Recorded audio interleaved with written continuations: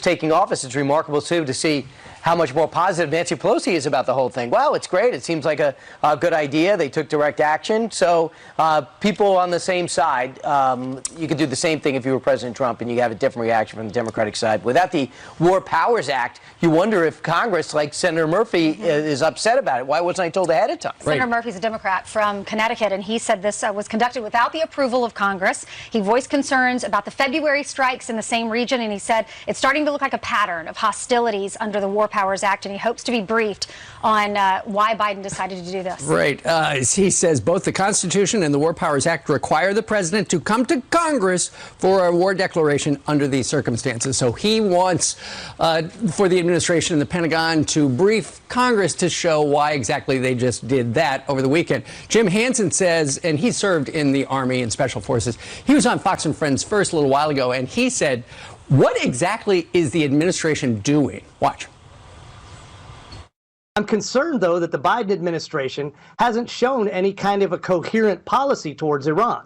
They're still trying to get back into the fatally flawed Iran deal. I think the Iranian regime always senses weakness from the Biden regime. The Iranians are telling them we're not going to let anyone inspect anything that matters as far as nuclear facilities. And before anyone has given any indication that the Iranians will be helpful in this deal, the Biden team dropped sanctions and gave them an unearned reward. That's not the kind of signal a tough negotiator sends. Yeah, what is the strategy? He wants to know, because it's not abundantly clear. The Pentagon says they took necessary and appropriate and deliberate action to limit the risk of escalation and to send a clear deterrent message. And that's what Nancy Pelosi was saying. We clearly had a threat, so we had to do this, even though Congress did not approve. And it was a drone. They were worried about drones firing at them. Right. So our technology is beginning to use against us. All right, more on that throughout the morning. Meanwhile, we move on. Now to another Fox News alert. Charles Watson joined us live in Surfside, Florida, as the number of deaths in that Florida condo collapse nearly doubles over 24 hours. Charles? Hey, good morning. We're up to a total of 9 victims who are confirmed dead. Authorities releasing 4 new names overnight. They're identified as 80-year-old Leon Olikowicz, 26-year-old Luis Bermudez, 46-year-old Anna Ortiz, and 74-year-old Christina Beatriz Elvera. Hundreds of rescue workers are working nonstop at the collapse site as they search for more than 150 people who have been missing for 5 days. Meanwhile, those who survived the collapse are confused and holding on to a lot of emotions. I have a lot of survivor's guilt on this, you know. Why me and why not my neighbor from 604? She was like a lovely lady. I hope to God that they're going to find somebody, but man, you know, if you saw what I saw, nothingness, and then, you know, you go over there and you see, like, you know, all the rubble, how can somebody survive that?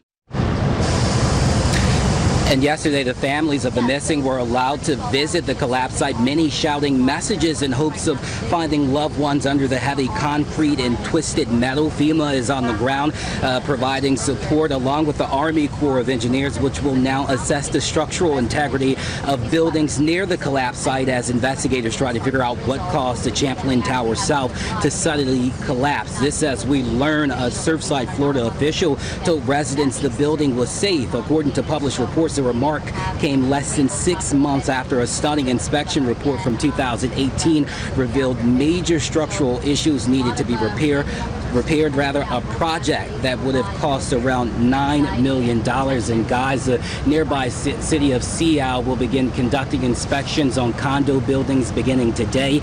The city of Miami is suggesting the same be done for buildings that are over 6 stories tall and more than 40 years old, guys. Well, they should. All right, Charles Watson live on the scene, Collins Avenue in North Miami. Thank you very much. You know, he's absolutely right. People just want to know what happened. Arnie and Miriam Notkin lived on the 3rd floor of the south wing of that building, and they have not been seen. They are presumed dead, but at the same time, their grandson has gotten 16 phone calls from their landline since the collapse on Thursday morning. No voices, just static. Just static, which makes you think, Are they under that rubble? Is the phone next to them? Are they dialing from a landline? They said that That's why landline people was want to next know. to their bed. Yeah. So if it fell, it might have fallen right next to them. Man, are they alive under that rubble? And that's Third what floor. everybody is thinking. Right, right. There's so many different stories. The youngest one is the 26-year-old, and he was identified over the weekend. His father confirmed his death on social media, and his name was Luis Bermudez, and he said, "My Luillo, you gave me everything. I will miss you all of my life. We'll see each other soon. I will never leave you alone." The young man was a fashion graphic designer, and he posted on Instagram in his biography, "Just a guy with big dreams and ideas, creative in every way, and looking to collaborate with artists. Making my way up. Blessed." Yeah. Right. Meanwhile, a lot of people are saying, what happened? What happened to this building? Could we have known this ahead of time? Did people know what kind of shape it was in? Evidently, too, the developers have a bit of a dicey past because when this tower was once accused of, the developer of this tower was once accused of paying off officials to get permits, which needed $15 million worth of repairs to bring it up to code. Meanwhile, Pablo Rodriguez, his mom and grandma has been missing, says the building was in bad shape. This was just about an hour ago. They said it on Fox and Friends First. There's no reason that the building should have been allowed to get into the condition that it was in. My mother complained about that over the years many times because there would be water in the garage, there would be cracks around the pool deck, there would be just, stray cracks around the building. We don't have hope that we're going to be able to see them again. The minute we saw the video of the collapse, which is all I see when I close my eyes, that hope disappeared for us. It's criminal that they have let this happen, and I hope that investigations go forward and somebody's held responsible for this, because my mom and my grandmother are now gone forever. The two of them would come over to his house on Saturday and pick up his son. You see his son there in the picture with his grandmother and great-grandmother. And they would spend the day with him. And this past Saturday, he ran into his dad's room and said, "Daddy, when are they coming?" And he said, "I don't have the heart to tell them yet. Tell him yet." Yeah. And we heard him recounting things and talking a little bit about the pool deck. I've got a feeling we're going to hear about this pool deck more and more because, as Brian pointed out, in 2018, months after that engineer's report flagged major structural damage below the pool deck that required immediate repair, the chief building official for the town told the people in the condo it was in very good shape. And that completely contradicted what the engineering report from 5 weeks earlier had said, that they were warning that the waterproofing in the concrete structural pool deck slab needed to be replaced in the future because it was flat and it was not sloped and it could not drain. So here is what one of the engineers who worked on this building in the past, if we could put that up for just 1 second, that video once again. A resident had called her husband to say just slightly before the collapse that she could see a crater in the pool. The engineer who worked on it says he thinks that the pool deck fell into the parking garage below it, which then dragged the other parts of the condo tower in a domino effect. So and they knew about this apparently a couple of years ago. There's a problem with the drainage of the pool. It needed to be replaced, and they were about to get started on doing some of that work immediately. Right. Wow. Meanwhile, when this is going to be a criminal investigation eventually, as we still try to find and hope that somebody who is buried is still alive. Talking about crime, though, it doesn't stop and start in Miami. All across every major city, crime is a major issue. So bad was it that President Biden had to switch gears and acknowledge it. His way of solving the crime problem is ridiculous on its face. He says it's about gun sellers and gun owners, as opposed to defunding the police, empowering criminals, having no cash bail, especially in New York City, where over the weekend we see another shooting right in Times Square. This time a victim's a 21-year-old Marine shot in the back by a stray bullet that ricocheted into him. This is like 2 blocks from where we are. Evidently it was over two mutants. I see these people every day who try to jam a CD in your hand. They start shooting at each other and people get shot at about 5 o'clock. Can you imagine this? You want to bring tourists back to this city? In Chicago, 62 wounded, 3 killed, 5 were under 17. That is just, we thought we could agree that crime was the problem, but listen to AOC. She believes we're kind of making it up. Hysteria when you look at these situations and you look at these cities and the crime totals. This past weekend in Chicago, 65 people were shot. I read this article that CBS had on their website, and it says a woman and 4 men were all standing outside when a black utility vehicle passed by and someone inside shot them all. The woman was later pronounced dead. A 19-year-old man was shot once in the leg. A 20-year-old man was shot in the bottom. A 21-year-old man was shot once in the arm and twice in the leg. A 21-year-old man was shot once in the left arm. A 35-year-old man was shot in the chest and leg. 2 men between 20 and 25, both shot in the leg.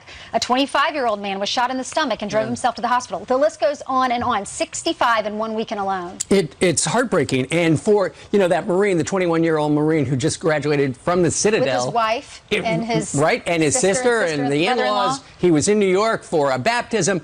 He's going to be okay. And he's a Marine, and he's tough. And it turns out a relative of that Marine pulled the slug out, apparently with their hands somehow, and gave it to the police.